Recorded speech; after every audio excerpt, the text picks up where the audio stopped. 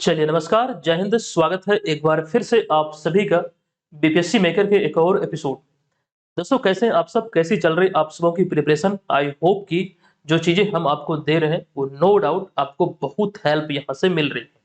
निरंतरता आप लोग बनाए रखिएगा। और आज की इस वीडियो की बात करें तो 31 अक्टूबर 2023 से संबंधित जितने भी करंट अफेयर्स के प्रश्न बनेंगे, जिसमें बिहार, राष्ट्रीय, अंतर्राष्ट्रीय तीनों घटनाओं का संग्रह होगा, हमेशा की तरह सारी जानकारी आपको यहाँ पर विस्तृत तौर पर दिया जाएगा। जो भी छात्र पहली बार चैनल से जुड़े हैं, ध्यान रखेंगे, पहले आप इस वीडियो को देख लीजिए। अगर आपको लगे कि यहाँ से आपकी हेल्प हो सकती है, तो दोबारा करंट अफेयर्स को लेकर किसी सोर्स पर मत भटकिएगा। आपकी तैयारी यहाँ से बेहतर होगी। पहले आप इस वीडियो को देखिए, खुद से इसका निर्धारण आप कीजिएगा। चलिए आगे बढ़ते हैं, हम चलते हैं पिछले वीडियो के प्रश्न पे। पिछले वीडियो के अंत में हमने आपसे एक प्रश्न पूछा था। प्रश्न था कि बिहार सरकार की महत्वाकांक्षी 7 निश्चय पार्ट 2, यानी कि अभी हाल ही में इसका दूसरा चरण चल रहा है। तो इस योजना के बारे में पूछा गया कि इसकी शुरुआत कब हुई थी। डिटेल में हमने कल आपको इसकी जानकारी दिया था। आपको बताया था कि पार्ट 1 का जो शुरुआत हुआ था 2015 में हुआ था, लेकिन प्रश्न में पूछा गया पार्ट 2। तो पार्ट 2 की शुरुआत अभी हाल ही में 2020 में हुई है, जो कि 2025 तक संचालित होगी। और 7 निश्चय योजना के बारे में विस्तृत तौर पर हमने आपको जानकारी दिया है कि क्या क्या चीजें इसमें निहित है और राज्य सरकार इसको लेकर जो आगे बढ़ रही है वो क्या क्या क्षेत्र है, तमाम चीजें आपको बतलाई गई है। चलिए आगे बढ़ते हैं, सेशन की शुरुआत करते हैं। तो पहला प्रश्न है कि हाल ही में बिहार के किस जिले की बेटी रोशनी परवीन का चयन जेनेवा स्विट्जरलैंड में आयोजित होने वाले विश्व युवा सम्मेलन 2023 में भारत का प्रतिनिधित्व करने के लिए हुआ है? देखिए, जो विकल्प यहाँ पर आपको दिए गए हैं, इसमें जो राइट आंसर है यह है विकल्प नंबर बी, यानी कि किशनगंज। ये किशनगंज की रहने वाले हैं, जिनका नाम है रोशनी परवीन, जो अभी हाल ही में इस सम्मेलन के लिए भारत का प्रतिनिधित्व करने के लिए चुनी गई है। अब यहाँ पर इसके बारे में चीजों को देख लेते हैं, विस्तार से समझते हैं, जो प्रश्न आपके एग्जाम में पूछे जा सकते हैं। जैसे कि बिहार के किशनगंज जिले की सिमलबाड़ी गांव, किशनगंज जिला में एक जगह है, एक गांव है सिमलबाड़ी, और यहाँ की रोशनी परवीन का जन्म, इनका नाम ध्यान रखें, रोशनी परवीन का जन्म जिनेवा स्विट्जरलैंड में आयोजित होने वाले विश्व युवा सम्मेलन 2023 के लिए हुआ है। वे स्विट्जरलैंड में इस सम्मेलन का भारत की तरफ से प्रतिनिधित्व करेगी और वहां पर वो अपना भाषण देगी। अच्छा, यहाँ पर एक जरूरी जानकारी ये है, ये इसलिए भी इंपॉर्टेंट है क्योंकि इस युवा सम्मेलन के लिए पूरी दुनिया से 6 ही युवाओं को या फिर युवतियों का चयन किया गया है। तो इस लिहाज से भी ये काफी ज्यादा इंपॉर्टेंट है। इसका जिक्र यहाँ पर हमने किया है कि विश्व युवा सम्मेलन में मात्र 6 युवाओं का चयन पूरे विश्व से हुआ है। और अगर हम बात करें रोशनी परवीन की, तो भारत का प्रतिनिधित्व करने वाली एकमात्र प्रतिभागी होगी, जो कि इस हम बात कर रहे हैं विश्व युवा सम्मेलन की। अब सवाल ये उठता है कि विश्व युवा सम्मेलन की जो कह सकते हैं आयोजन है वो कब होना है। ये तो ध्यान रखना आपको कि जेनेवा स्विट्जरलैंड में आयोजित होगा, लेकिन ये कब आयोजित होगा, तो 16 नवंबर 2023 को। आपको ध्यान रखना संयुक्त राष्ट्र का वहां पे एक हेडक्वार्टर है, जहां पर जेनेवा स्विट्जरलैंड में ये आयोजित होना है विश्व युवा सम्मेलन। तो ये सारी चीजें फिलहाल यहाँ से ध्यान रखें। अब यहाँ पर कुछ एक्स्ट्रा जानकारी मैं आपको देने वाला हूँ, जैसे कि जो विकल्प यहाँ पर आप देख रहे हैं अररिया, किशनगंज, पूर्णिया, कटिहार।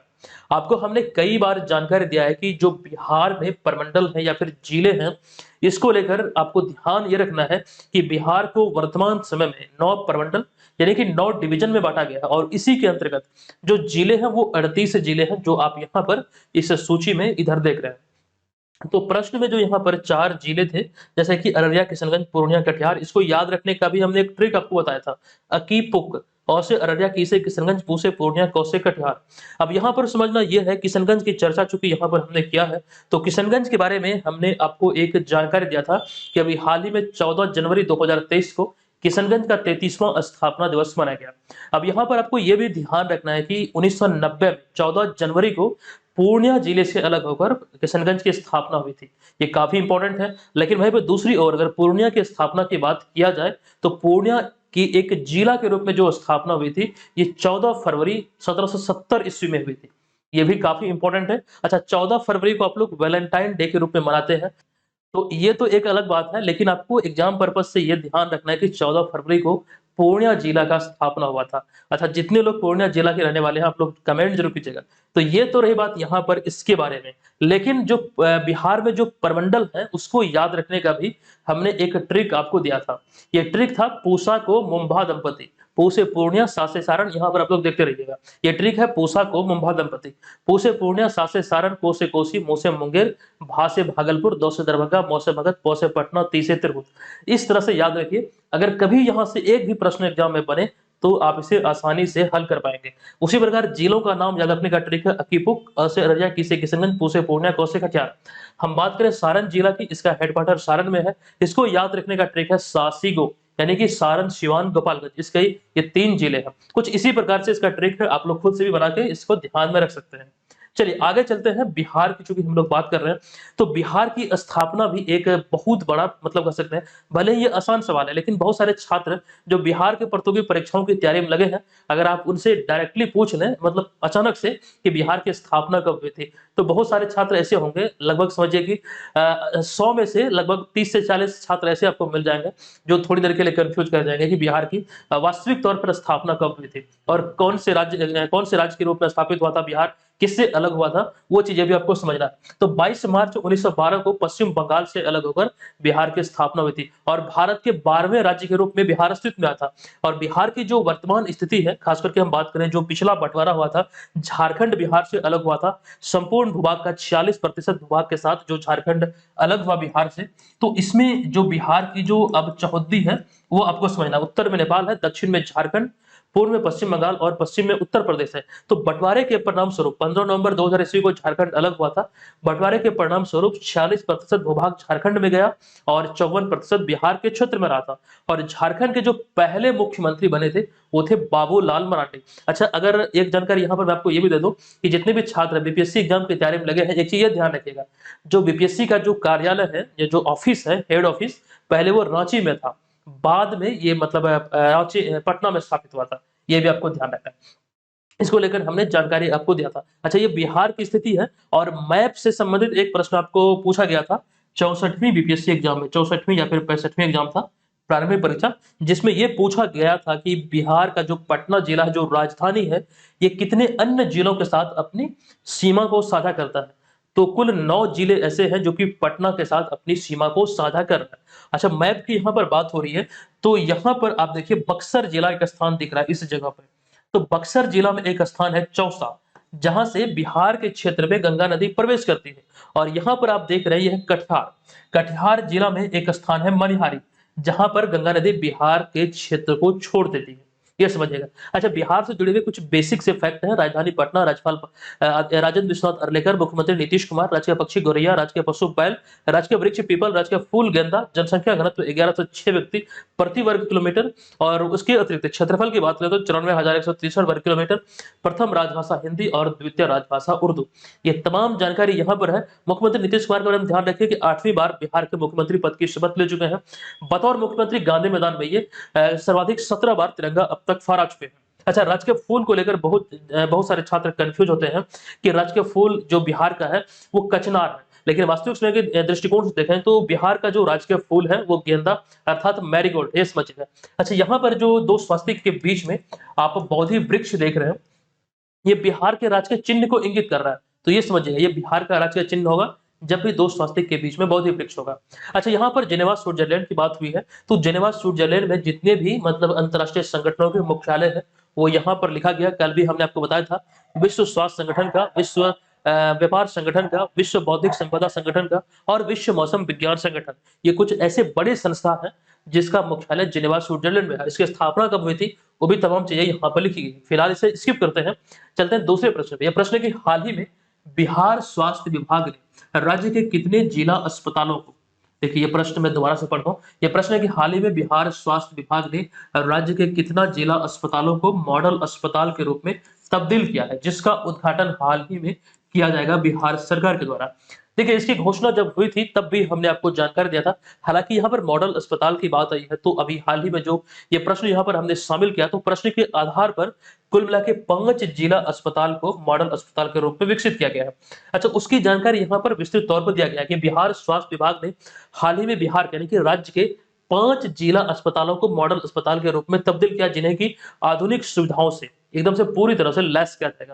और आपको ये ध्यान रखना, जिन अस्पतालों को मॉडल अस्पताल के रूप में अपग्रेड किया गया है, यहाँ पे हम बात कर रहे हैं जिला अस्पताल की, तो उनमें अररिया, मोतिहारी, औरंगाबाद, मधुबनी और सीतामढ़ी जिला अस्पताल शामिल है। तो कुल 5 जिला अस्पताल इसमें शामिल है। हालांकि जो घोषणा हुई थी, घोषणा के आधार पर ध्यान रखना है कि 2021 से 22 में ये घोषणा हुई थी इस वित्तीय वर्ष के लिए, कि इस दौरान स्वास्थ्य विभाग बिहार के 13 जिला अस्पताल को मॉडल अस्पताल के रूप में विकसित करेगा। लेकिन इस कार्य के क्रियान्वयन में अभी हाल ही में 5 को तब्दील किया जा चुका है और बाकी रिमेनिंग भी जल्द हो जाएगा, जिसका उद्घाटन अभी हाल ही में बिहार सरकार के द्वारा किया जाएगा। तो ये चीजें यहाँ से फिलहाल ध्यान रखें। चलिए आगे चलते हैं हम अगले प्रश्न पे। तीसरा प्रश्न है कि वैश्विक शिक्षक पुरस्कार 2023 के शीर्ष 10 फाइनलिस्ट में से भारत के कौन से शिक्षक शामिल है? जो वैश्विक शिक्षक पुरस्कार दिया जाता है, जो टॉप यानी कह सकते हैं जो टॉप 10 फाइनलिस्ट हैं जिसको ये पुरस्कार दिया जाएगा, तो यहाँ पे प्रश्न बना है कि भारत के कौन से शिक्षक इसमें शामिल है। $1 मिलियन की राशि पुरस्कार स्वरूप इसमें दी जाती है। तो ऐसे में जो इसका राइट आंसर है, तो विकल्प नंबर सी, दीप नारायण नायक, जो कि पश्चिम बंगाल के रहने वाले हैं, ये इस प्रश्न का राइट आंसर होगा। अच्छा, इसकी जानकारी यहाँ पर दी गई है। ये मूल रूप से पश्चिम बंगाल के जमुरिया आसनसोल में तिलका मांझी आदिवासी प्राइमरी स्कूल में शिक्षक है। इस बारे में ये ध्यान रखें कि दीप नारायण नायक इनका नाम है। ये 8वें वैश्विक शिक्षक पुरस्कार 2023 में 130 देशों के 10 फाइनलिस्ट के रूप में चुने गए हैं, जो कि पश्चिम बंगाल के जमुरिया आसनसोल के रहने वाले हैं। यानी यहाँ पर स्कूल में ये तिलका मांझी आदिवासी प्राइमरी स्कूल में एक शिक्षक है। अच्छा, यहाँ पर आगे ये भी लिखा गया है, ये जो पुरस्कार दिया जाता है ये इसका 8वां संस्करण है और यह प्रतिष्ठित पुरस्कार यूनेस्को और दुबई केयर्स के सहयोग से यूके यानी कि यूनाइटेड किंगडम स्थित वर्की फाउंडेशन द्वारा प्रति वर्ष दिया जाता है। इसकी शुरुआत 2023 में वर्की फाउंडेशन के अध्यक्ष शनि वर्की के द्वारा किया गया था। ये चीजें यहाँ से आप नोट कर लीजिए, यही से चीजें एग्जाम में पूछे जा सकते हैं।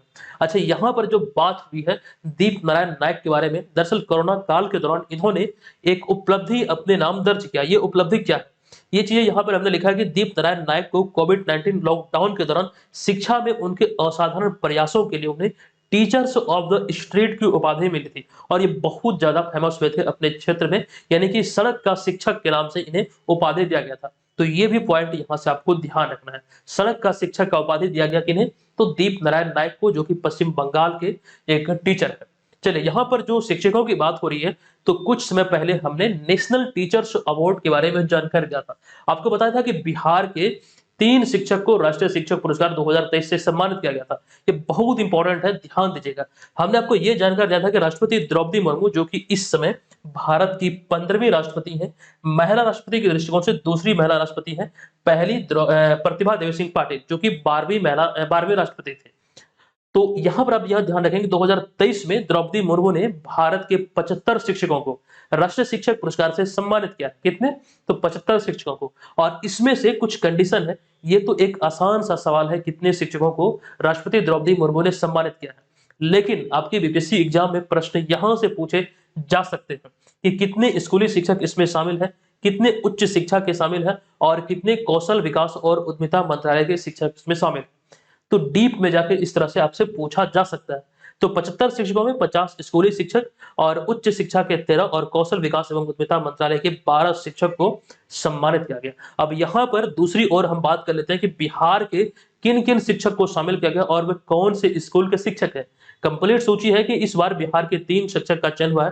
हालांकि 6 शिक्षकों की सूची केंद्र सरकार को भेजी गई थी बिहार सरकार की तरफ से, लेकिन जो 3 शिक्षक इसमें चयनित हुए हैं, कैमूर भभुआ के Adarsh girls senior secondary school Ramgarh के शिक्षक अनिल कुमार सिंह और सीतामढ़ी बाजपट्टी के बनगांव बाजार के मध्य विद्यालय मधुबन के विजेंद्र कुमार और तीसरा किशनगंज के उच्च विद्यालय सिंघिया की शिक्षिका कुमारी गुड्डी। 2 शिक्षक और 1 शिक्षिका, कुल मिला के 3 को राष्ट्रीय शिक्षक पुरस्कार से सम्मानित किया गया। अच्छा, पिछले वर्ष 2022 में भी हमने आपको जानकारी दिया था कि पिछले वर्ष 2 शिक्षक को यह शिक्षक पुरस्कार दिया गया था, निशी कुमारी पटना और सौरभ सुमन, जो कि सुपौल के। अब यहाँ पर आपको एक चीज ये ध्यान रख लेना है कि जो राष्ट्रीय शिक्षक पुरस्कार इस वर्ष 2023 में दिया गया, तो सर्वाधिक जो पुरस्कार मिला वो बिहार और आंध्र प्रदेश को मिला। यानी कि आंध्र प्रदेश के भी 3 शिक्षक को राष्ट्रीय शिक्षक पुरस्कार मिला और बिहार के, यानी कि राष्ट्रीय शिक्षक पुरस्कार प्राप्त करने में बिहार और आंध्र प्रदेश इस बार अव्वल रहा है। ये आप नोट कीजिएगा। अच्छा, बिहार और आंध्र प्रदेश को रिलेट करके एक चीज़ आप ये भी ध्यान रख सकते हैं।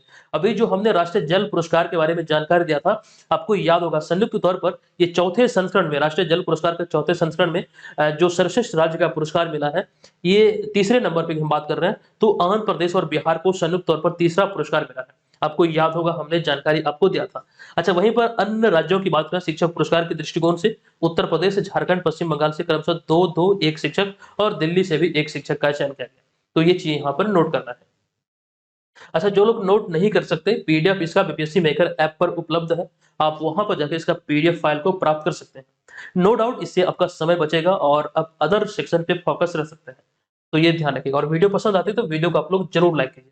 चलिए, चौथा प्रश्न है कि हाल ही में वियतनाम में उत्तर पूर्व भारत महोत्सव, वियतनाम में उत्तर पूर्व भारत महोत्सव आयोजित किया गया है। बताएं कि वियतनाम में भारतीय राजदूत इस समय यानी कि मौजूदा समय में कौन है? तो इस प्रश्न का राइट आंसर होगा संदीप आर्य, यानी कि विकल्प नंबर सी यहाँ पर इस प्रश्न का राइट आंसर होगा। अब यहाँ पर आपको ये ध्यान रखना है कि हाल ही में 27 अक्टूबर 2023 को, ये तिथि ध्यान रखना है, 27 अक्टूबर 2023 को वियतनाम में एक शहर है हो ची मिन्ह, तो वियतनाम के हो ची मिन्ह शहर में उत्तर पूर्व भारत महोत्सव का अभी हाल ही में शुरुआत हुआ। कब? तो 17 अक्टूबर 2023 को। अच्छा, दोनों देशों के मध्य ये जो आयोजित होता है या फिर जो ये महोत्सव है, उत्तर पूर्व भारत महोत्सव जो यहाँ पर आयोजित होता है, इसका उद्देश्य क्या है? तो इसका उद्देश्य शिक्षा, व्यापार, स्वास्थ्य और संस्कृति की दुनिया में दोनों देशों के मध्य संबंधों को मजबूत करना है। तो इसका उद्देश्य को भी यहाँ से ध्यान रखना है कि दोनों देशों के मध्य ये संबंधों को मजबूत करेगा इन सारे क्षेत्रों में जिसको लेकर ये आयोजित होता है। आगे कुछ पॉइंट है, जैसे कि मौजूदा समय में, जो प्रश्न एक्चुअली में पूछा गया था कि मौजूदा समय में वियतनाम में भारत के राजदूत कौन है, तो संदीप आर्य वर्तमान समय में वियतनाम में भारत के राजदूत है। अच्छा, एक जानकारी आपको ये ध्यान रखना है, केंद्रीय विदेश मंत्री डॉक्टर एस जयशंकर, जो कि अभी हाल में वर्तमान में केंद्रीय विदेश मंत्री हैं, तो वियतनाम के बाक निन्ह, एक शहर है बाक निन्ह, यहाँ पर गुरु रविन्द्रनाथ टैगोर की एक प्रतिमा का अनावरण इन्होंने किया था। ये कुछ समय पहले ही हमने आपको जानकारी दिया है, ये गुरु रविन्द्रनाथ टैगोर की एक प्रतिमा का अनावरण इनके द्वारा किया गया था वियतनाम में। अच्छा, इसके बारे में हम लोग अभी बात करेंगे, रविन्द्रनाथ टैगोर के बारे में। यहाँ से कुछ चीजें और भी हमने आपको बताया है, आई होप कि आपको याद होगा। जैसे कि शांति निकेतन को भी हाल ही में यूनेस्को वर्ल्ड हेरिटेज साइट में शामिल किया गया है। तो रविन्द्रनाथ टैगोर और शांति निकेतन के बीच एक अटूट संबंध है, उसको लेकर यहाँ पर हम चर्चा करेंगे। जैसे कि रविन्द्रनाथ टैगोर के पिता का नाम देवेंद्रनाथ टैगोर और इन्होंने वर्ष 1863 में शांति निकेतन की स्थापना की थी। लेकिन आपको ये ध्यान रखना है, यहाँ पर इस वाले पॉइंट में देखेंगे तो यहाँ पर हमने लिखा है कि एक आवासीय विद्यालय के रूप में शांति निकेतन की स्थापना वर्ष 1901 में हुई थी। यानी कि 1901 में इसकी स्थापना का जो श्रेय जाता है एक आवासीय विद्यालय के रूप में, ये रविन्द्रनाथ टैगोर को जाता है। ये आप यहाँ पर नोट कीजिएगा, ठीक है। अब यहाँ पर सवाल ये है, जो अभी हम आपको जानकारी देने वाले हैं, जो वर्ल्ड हेरिटेज साइट की हमने चर्चा किया, तो यहाँ पर इस वाले पॉइंट में कि हाल ही में शांति निकेतन जो कि पश्चिम बंगाल में है, तो यूनेस्को की वर्ल्ड हेरिटेज साइट के रूप में अभी हाल ही में इसे घोषित किया गया है। एक और साइट है जो आप यहाँ पर देख रहे हैं कि जो कर्नाटक का होयसल का जो पवित्र मंदिर समूह है, ये दो, एक तो हो गया आपका ध्यान रखना शांति निकेतन, और कर्नाटक स्थित होयसल के पवित्र मंदिर समूह, दोनों का भी हाल ही में भारत का 41वां और 42वां यूनेस्को वर्ल्ड हेरिटेज साइट घोषित किया गया है। तो इस आधार पर आपको ये ध्यान रखना है कि वर्तमान में जो भारत में वर्ल्ड हेरिटेज साइट की जो संख्या है, यूनेस्को वर्ल्ड हेरिटेज साइट की, वो 42 है नवीनतम डेटा के आधार पर। और जो ये चुना गया ये दो स्थानों को अभी हाल ही में विश्व धरोहर समिति का 45वां सत्र 10 से 25 सितंबर 2023 के बीच ये कहाँ आयोजित हुआ, तो रियाद सऊदी अरब में आयोजित हुआ था। और यहीं पे ये कह सकते हैं शांति निकेतन और होयसल का जो मंदिर समूह है कर्नाटक का, इसे 42वां और क्रमशः 41वां और 42वां क्रमशः यूनेस्को वर्ल्ड हेरिटेज साइट के रूप में घोषित किया गया, यहीं पर इसी सम्मेलन में जो 45वां सत्र था, जो कि रियाद सऊदी अरब में आयोजित हुआ। तो ये यहाँ से समझिएगा, काफी इंपॉर्टेंट है। अच्छा, यहाँ पर शांति निकेतन की जो पुरानी जो बिल्डिंग है उसकी एक झलक को आप यहाँ पे देख सकते हैं। तो कुल मिला के बात यहाँ पर है कि भारत में यूनेस्को वर्ल्ड हेरिटेज साइट की जो संख्या अब है वो 42 है, 41वां शांति निकेतन और 42वां कर्नाटक का होयसल पवित्र मंदिर का समूह। चलिए, अगला प्रश्न है कि फॉक्स रियल टाइम अरबपतियों की सूची के अनुसार, फॉक्स रियल टाइम अरबपतियों की सूची के अनुसार 86.9 अरब डॉलर की संपत्ति के साथ भारत के सबसे अमीर शख्स कौन है? तो भारत के सबसे अमीर शख्स है मुकेश अंबानी। विकल्प नंबर ए यहाँ पर इसका राइट आंसर हो जाएगा। आपको यहाँ पर यह ध्यान रखना कि भारत के 167 अरबपतियों की सूची में मुकेश अंबानी 86.9 अरब डॉलर की संपत्ति के साथ भारत के सबसे अमीर आदमी हैं। ये नवीनतम डेटा के आधार पर ये ध्यान रखेंगे कि वर्तमान में भारत में जो अरबपतियों की संख्या वो है 167। और ये किस रिपोर्ट में कहा गया? तो फोर्ब्स की ये रिपोर्ट में कहा गया। आपको ये भी ध्यान रखना है कि इस रिपोर्ट के अनुसार वर्तमान में दुनिया के 13वें सबसे अमीर व्यक्ति हैं मुकेश अंबानी। इसकी चर्चा यहाँ पर हो रही है। तो ये दोनों पॉइंट मुकेश अंबानी से ही संबंधित है। लेकिन इस वाले पॉइंट की बात करें तो भारत अरबपतियों की संख्या के मामले में दुनिया में तीसरे स्थान पर है। अरबपतियों की अगर संख्या के मामले के आधार पर देखें तो दुनिया में ये तीसरे स्थान पर है। और अभी हमने आपको बताया कि लगभग 167 व्यक्तियों के पास यह प्रतिष्ठित दर्जा है। यानी कि अभी थोड़ी देर पहले जो हमने चर्चा किया कि 167 अरबपति हैं, वो वर्तमान रिपोर्ट के आधार पर। अच्छा, इसके बाद यानी कि मुकेश अंबानी के बाद क्रमशः गौतम अडानी, साइरस पूनावाला और साथ शिव नादर आदि इसे अमीर व्यक्तियों की सूची में है। भारत के संदर्भ में यहाँ पर बात हो रही है। अगला पॉइंट है कि हाल ही में एक रिपोर्ट अभी और जारी हुई थी। ये थी हुरून इंडिया और 361 वेल्थ। ये संयुक्त तौर पर ये रिपोर्ट जारी किया गया था हुरून इंडिया रिच लिस्ट 2023 नाम से। तो इस टॉप अरबपतियों की सूची में भी मुकेश अंबानी पहले स्थान पर थे। इसका भी जिक्र हमने कुछ समय पहले आपके साथ किया था, आपको याद होगा। लेकिन एक रिपोर्ट और आई थी दुनिया के सबसे अमीर शख्स की। ये रिपोर्ट भी अमेरिकी बिजनेस मैगजीन फोर्ब्स ने ही जारी किया था। तो इसके अनुसार दुनिया के सबसे अमीर जो व्यक्ति है इस समय, आपको ध्यान रखना, फ्रांस के बर्नार्ड अर्नोल्ट, जो कि यहाँ पर ऊपर में सबसे ऊपर देख रहे हैं आप यहाँ पर, ये दुनिया के इस वक्त सबसे अमीर व्यक्ति। और वहीं भी बात करें एलन मस्क की, जो कि अमेरिका के हैं, जो आप यहाँ पर तस्वीर में देख रहे हैं, दूसरे सबसे अमीर व्यक्ति हैं जेफ बेजोस, जो कि अमेरिका के हैं, जो अमेजन के संस्थापक हैं, जो आप वहां उन्हें देख रहे हैं, ये तीसरे सबसे अमीर व्यक्ति हैं। तो ये भी यहाँ से आपको ध्यान रखना है, ये इस समय मौजूदा समय में ये दुनिया के सबसे अमीर शख्स है। अगला प्रश्न है, भारतीय मूल के समीर पांडे को हाल ही में किस देश के शहर पैरामाटा का मेयर चुना गया है?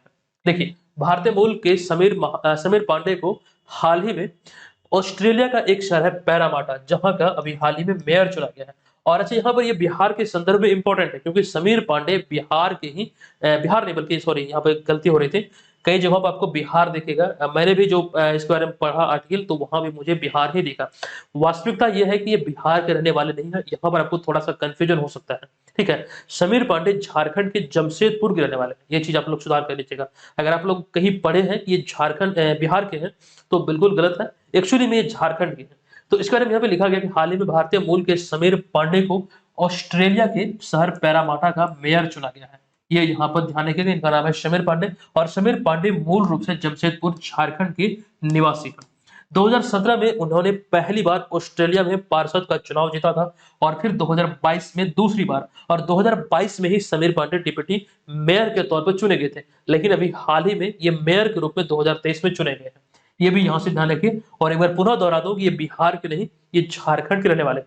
कई जगहों पर आपको बिहार दिखेगा, लेकिन मूल रूप से जब विकिपीडिया आदि पे जाकर आप सर्च करेंगे, तो इनका जो जन्म स्थान दिखाएगा वो जमशेदपुर झारखंड आपको दिखाएगा।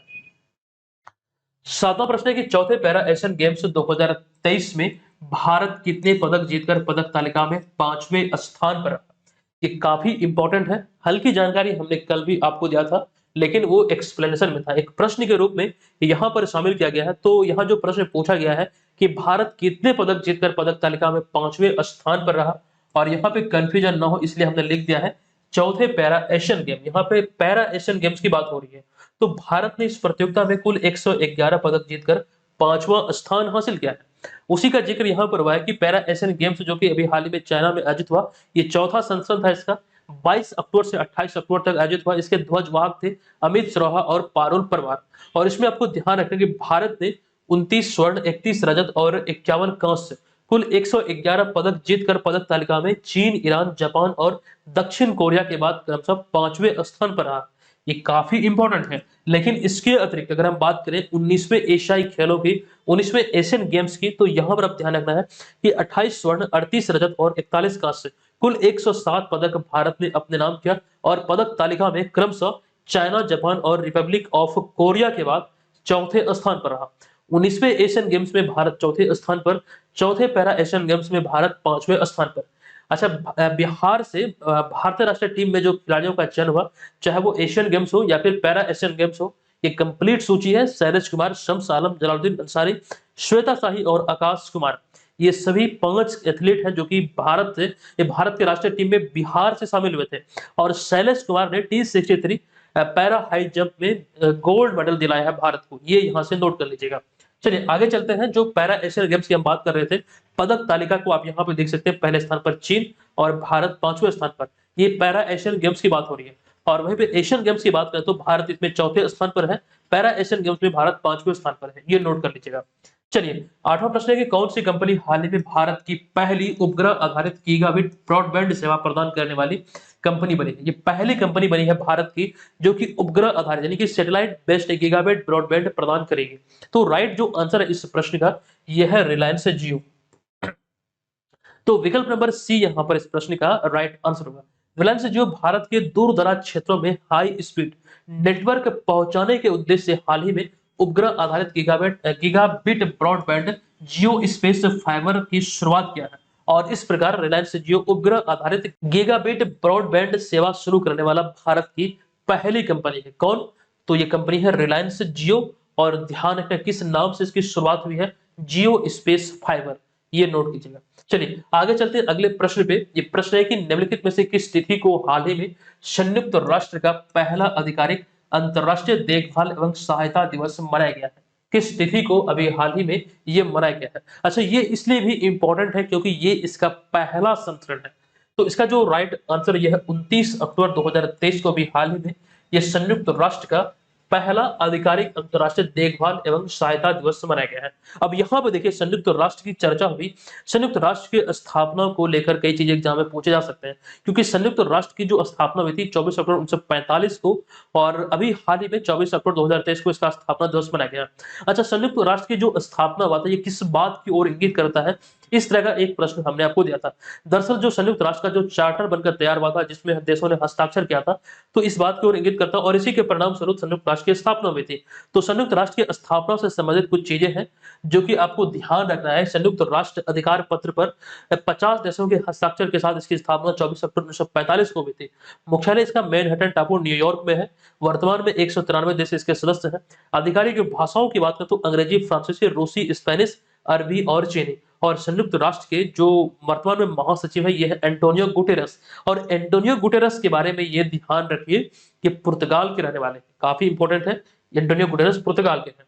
अच्छा, संयुक्त राष्ट्र के 6 प्रमुख अंग हैं, ये काफी इंपॉर्टेंट है। अगर संयुक्त राष्ट्र से डीप में जाकर आपको प्रश्न पूछा जाएगा तो ये पूछा जा सकता है कि संयुक्त राष्ट्र के 6 प्रमुख अंग कौन कौन से हैं, या फिर विकल्प दिए जाएंगे, वहां पर आपको सही विकल्प का चयन करना होगा। संयुक्त राष्ट्र महासभा ये सबसे बड़ा है इस अंग में से, संयुक्त राष्ट्र महासभा। उसके बाद सुरक्षा परिषद, अंतरराष्ट्रीय न्यायालय, संयुक्त राष्ट्र आर्थिक एवं सामाजिक परिषद, संयुक्त राष्ट्र न्यास परिषद और संयुक्त राष्ट्र सचिवालय, ये इसके 6 प्रमुख अंग हैं और सबसे बड़ा है संयुक्त राष्ट्र महासभा। 10वां प्रश्न है कि ग्लोबल रिसर्च एजेंसी स्टेटिस्टा के अनुसार फिनटेक यूनिकॉर्न की संख्या के आधार पर भारत विश्व में किस स्थान पर? अच्छा, यूनिकॉर्न शब्द की जो बात हो रही है, आई होप कि आप इसे समझ रहे हैं अच्छी तरीके से। हमने पहले भी कई बार आपको बताया है इस तरह के प्रश्न के बारे में। तो यहाँ पर फिलहाल इसके आंसर की बात करते हैं तो इसमें भारत जो है, अपना भारत ये तीसरे स्थान पर है। तो विकल्प नंबर सी यहाँ पर इस प्रश्न का राइट आंसर होगा। अब यहाँ पर आपको ये ध्यान रखें, ग्लोबल रिसर्च एजेंसी स्टेटिस्टा के अनुसार भारत 17 फिनटेक यूनिकॉर्न के साथ पूरी दुनिया में इस समय तीसरे स्थान पर है। अच्छा, पहले स्थान पर संयुक्त राज्य अमेरिका है 134 फिनटेक यूनिकॉर्न के साथ, और दूसरे स्थान पर यूके अर्थात यूनाइटेड किंगडम है 27 फिनटेक यूनिकॉर्न के साथ। लेकिन वहीं पे भारत की बात करें तो भारत 17 फिनटेक यूनिकॉर्न के साथ पूरी दुनिया में तीसरे स्थान पर है।